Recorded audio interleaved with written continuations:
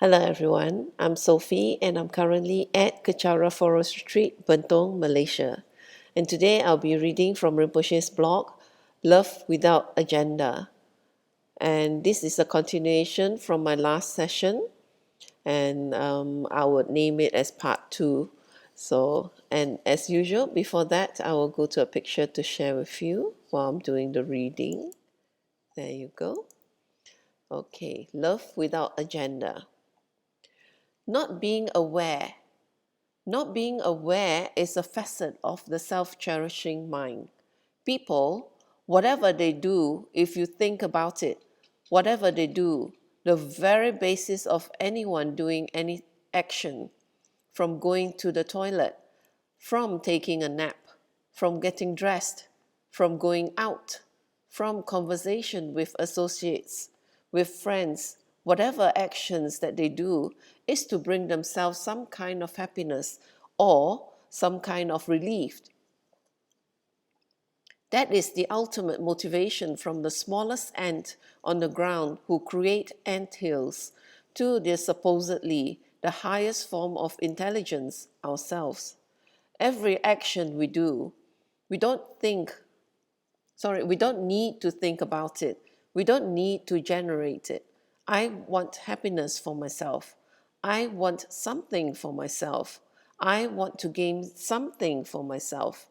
That is the basic fundamental automatic thought that we have.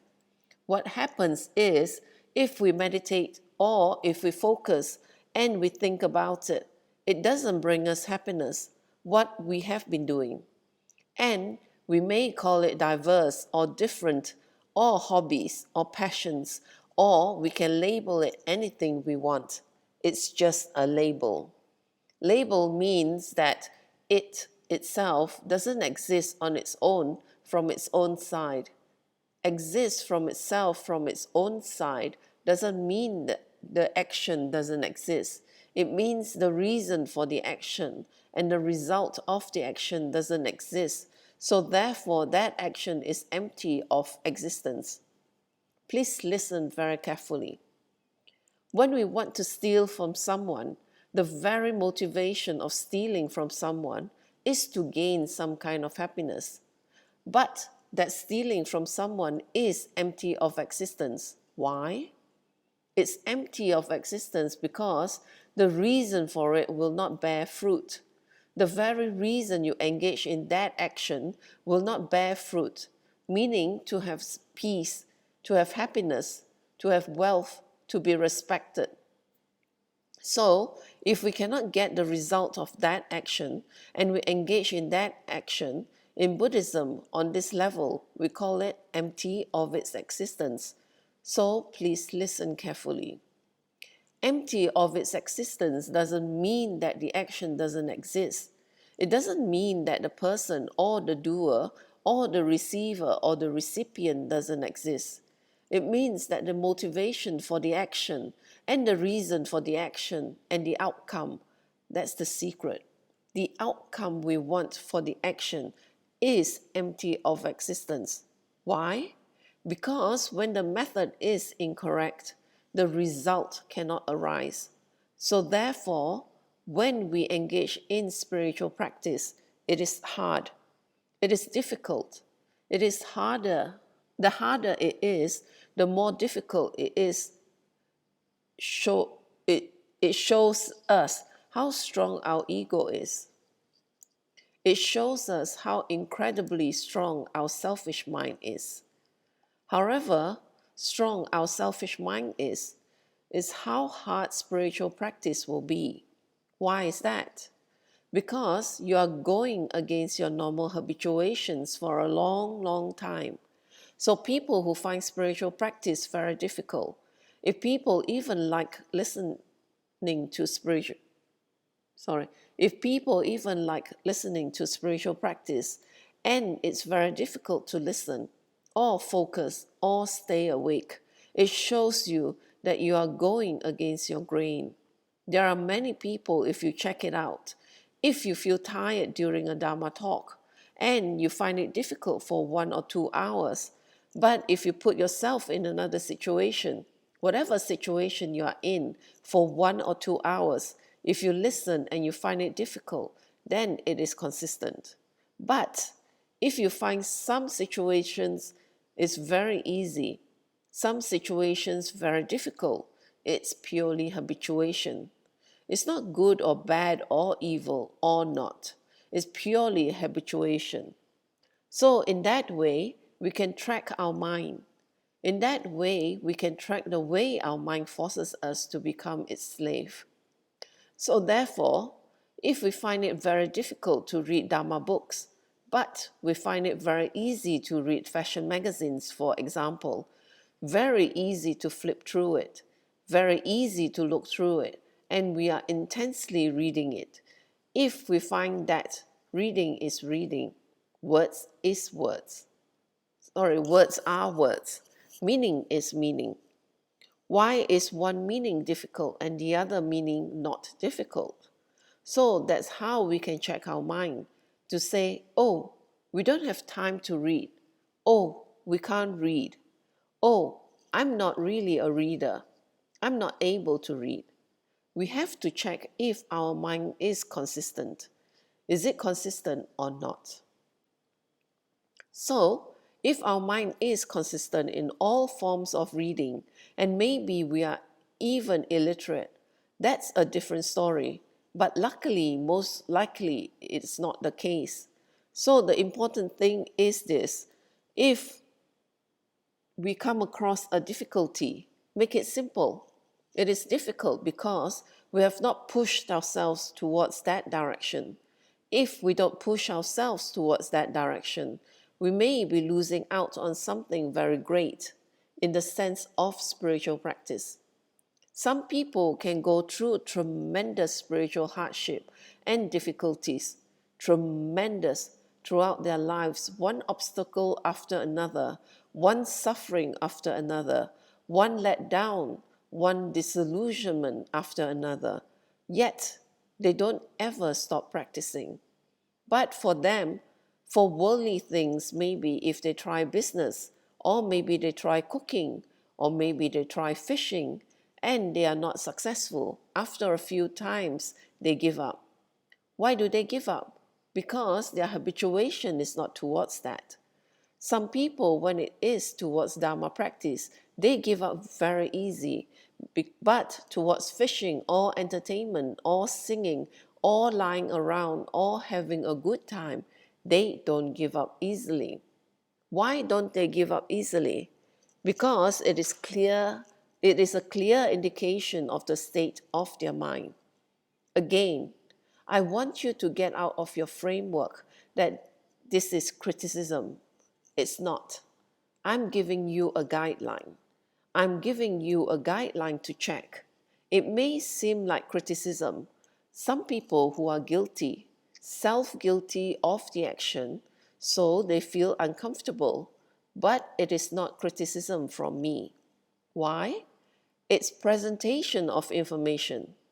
Presentation of incredible information that we can use as guidelines for our lives, for our relationship, for what we want to accomplish, and for the people around us. Therefore, if we always find something difficult, and I'm talking about, in this case, spiritual practice, then that can be very dangerous for us. Why? The mind can make many types of excuses, justifications, covers, and fears to not engage in spiritual practice. Not engage all while we are engaging is not sincere and real. And then our minds are distracted and we make our time up by substituting with other things that make the time go away.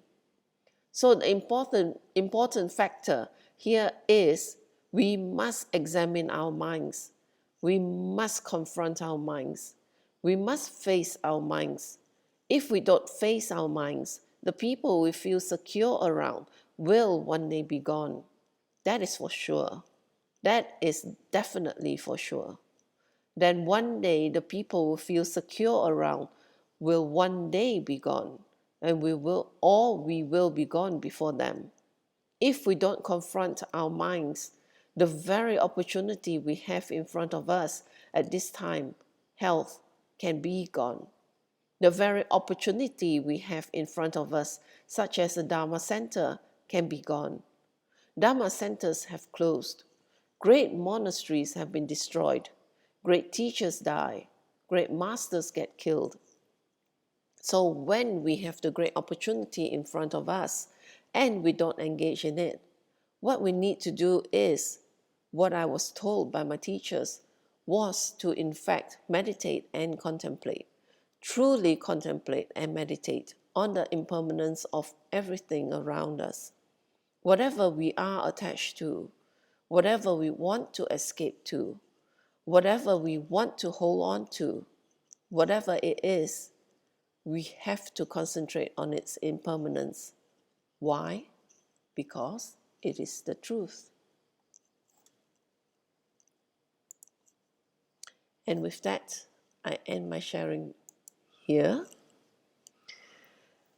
And as Rinpoche, well, the last part of it, where everything is impermanent, and we should meditate on it. And I can attest to that, because as Rinpoche said in his teachings, Rinpoche is gone. He has left us on September 4th, 2019. And no matter how much we wish, we cannot go back to the times where we could have done more in our spiritual practice and fulfill more of Rinpoche's wishes for us to transform. So if you do have a guru or a Dharma center, do meditate and appreciate the fact that you do have it, and to take advantage of it to really, really go into your spiritual practice before it's too late. That would be my personal advice. So now that my guru is not here anymore, it is really time for us to start practicing so that we create the causes for our guru to return. Thank you for sharing your time with me, and I do hope that you join me again for my next session as I continue on with this blog post. And now I'll do a completion dedication in Tibetan. Jangjo Sencho Rinpoche, Ma Ke Panam Ke Yishi, Ke Panam Pame Payang, Goni Gondo Pewashu. Toni Toa Rinpoche, Ma Ke Panam Ke Yishi, Ke Panam Pame Payang, Goni Gondo Pewashu. Daso Jini Sapage Wadi, Tandandroa Guna Kampadang, Jepa Jesu no Santrapai, Tamping Imporindu Sa Se Sho, Gewa Kuntu Yandala Madan, Drame Joki Pala Lonjo Jing, Sadam Langi Yaterazone, Doji Changi Ngopanga to so.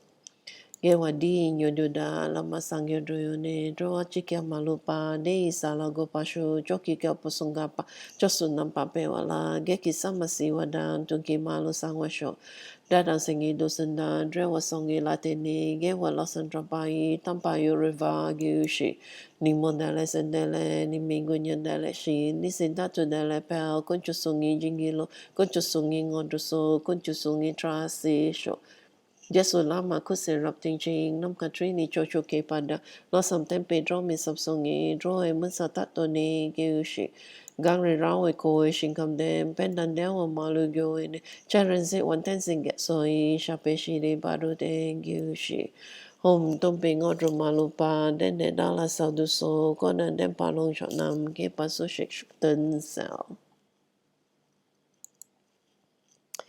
Thank you for sharing your time with me. And I do look forward to our session as I continue with the blog post. Thank you.